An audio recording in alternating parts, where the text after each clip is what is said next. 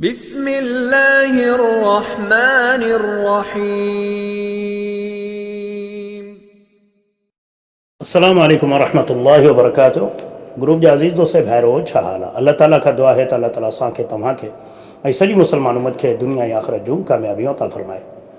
मुंहिंजा अज़ीज़ दोस्त साथियो, ग्रुप में असांजा अहिड़ा के दोस्त हूंदा जेके मोहम्मद अली मिर्ज़ा जेको हिकु लिकियल राफ़ज़ी आहे हुनजा काफ़ी फ़ैन हूंदा, हुनजे बयान खे पसंदि कंदा हूंदा।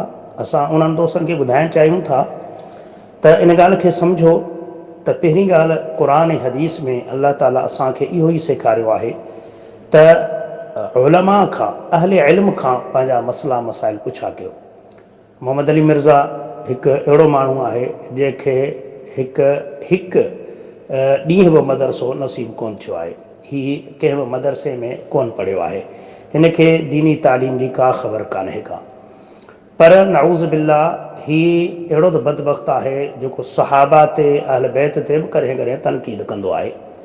ऐं उन जे बारे में जॾहिं असां चवंदा आहियूं अक्सर दोस्तनि खे ॾुख बि थींदो आहे। असां दोस्तनि खे ॿुधाईंदासीं त इनशा अल्लाह असां पंहिंजे ग्रुप में आहिस्ता आहिस्ता हिन बदबख़्त जूं असलियतूं ज़ाहिर कंदासीं। हाणे हीअ हिकिड़ी वीडियो असां मोकिली आहे त हिन में ॾिसो त हिन जा जेके पुराणा बयान आहिनि हीउ पाण बयानु कंदो आहे त अल्हम्दुलिल्लाह सहाबा चवनि था त नबी करीम सल्लल्लाहु अलैहि वसल्लम जे मौजूदगी में असां जॾहिं फ़ज़ाइल बयानु कंदा हुआसीं त सभ खां पहिरियां अबू बकर, पोइ उमर ऐं उस्मान ऐं अली, ईअं तरतीब ॾींदा हुआसीं ऐं अबू बकर खे सभिनीनि खां मथे फ़ज़ीलत ॾींदा हुआसीं।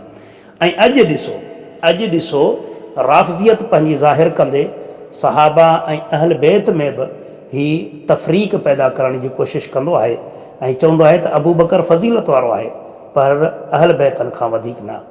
जॾहिं त सही अहादीसनि मां साबित आहे त सैयदना अली रज़ी अल्लाह ताला पाण चवनि था त अबू बकर, उमर ऐं उस्मान मूंखां वधीक आहिनि। सो अल्हम्दुलिल्लाह इहा फ़ज़ीलत ख़ुदि रसूलुल्लाह सल्लल्लाहु अलैहि वसल्लम ॾिनी आहे, इहा फ़ज़ीलत ख़ुदि सहाबा ऐं अहल बैत ॾिनी आहे, जंहिं ते तमामु अहले सुन्नत मुतफ़िक़ आहिनि। पर हाणे कुझु अहिड़ा शरपसंद फितनाख़ोर राफ़ज़ी जेके अहले सुन्नत जी चादर वेढ़े पाण खे अहले सुन्नत ज़ाहिर कंदा आहिनि ऐं पोइ मुस्लमान नौजवाननि जा ज़हन ख़राबु कंदा आहिनि। असां नौजवान साथियुनि खे चवंदासीं त जेके वीडियोज़ मोकिलियूं था उनखे बसि थोरो गौर सां ॿुधो त तव्हांखे अहिड़नि माण्हुनि जी असलियत ख़बर पइजी वेंदी। हाणे ॾिसो हिकिड़ो माण्हू पहिरियां पाण बयानु करे थो चंद साल अॻु में, ऐं हली जॾहिं हू अहले सुन्नत नौजवाननि जे ज़हननि ते काफ़ी हद तोड़ी कब्ज़ो करे वियो ऐं उन्हनि जा माइंड जेको आहे ख़राबु करे चुको, हाणे हू पंहिंजी आहिस्ता आहिस्ता असलियत ज़ाहिर करे थो ऐं को वक़्तु ईंदो त हीउ खुल्लम खुल्ला राफ़ज़ियत ज़ाहिर कंदो। तंहिं करे तमामु दोस्तनि खे, नौजवाननि खे गुज़ारिश आहे पंहिंजे ईमान जी हिफ़ाज़त कयो ऐं उलमा सां पंहिंजो तालुक़ जोड़ियो, अहिड़नि ॼटनि ऐं जाहिलनि खां परहेज़ कयो त बहितर अथव। अस्सलामु अलैकुम वरहमतुल्लाहि वबरकातुहू।